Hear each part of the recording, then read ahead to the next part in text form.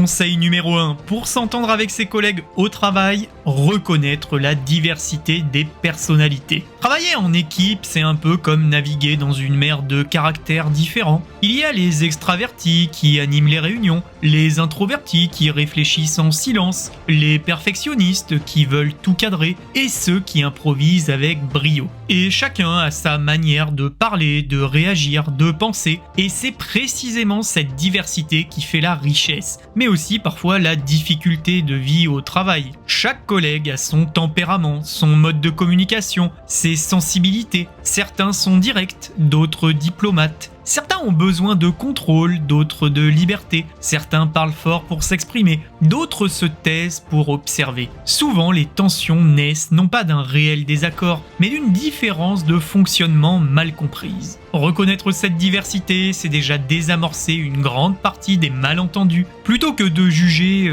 il est froid, il est trop émotif ou il est lent, il faut apprendre à comprendre. Chacun agit selon sa personnalité, son histoire, son stress et son éducation. Cette compréhension crée une tolérance nouvelle. On cesse de vouloir que les autres soient comme nous. Et c'est un vrai changement de posture, passer de pourquoi il agit comme ça à comment je peux mieux comprendre sa façon d'agir. Et quand vous adoptez cette attitude, eh bien les relations s'adoucissent naturellement. Vous devenez ce collègue qui observe sans juger, qui s'adapte avant de réagir. Je suis sûr que vous connaissez cette situation. Un collègue vous agace parce qu'il parle tout le temps en réunion. Vous pensez qu'il veut se mettre en avant. Puis un jour, vous découvrez qu'il déteste le silence parce qu'il le vit comme une forme de désintérêt. Autre exemple, une collègue très réservée semble distante jusqu'à ce que vous compreniez qu'elle l'observe avant de s'ouvrir, plus par timidité que par froideur. Ce genre de déclic change tout. Vous passez du rejet à la compréhension,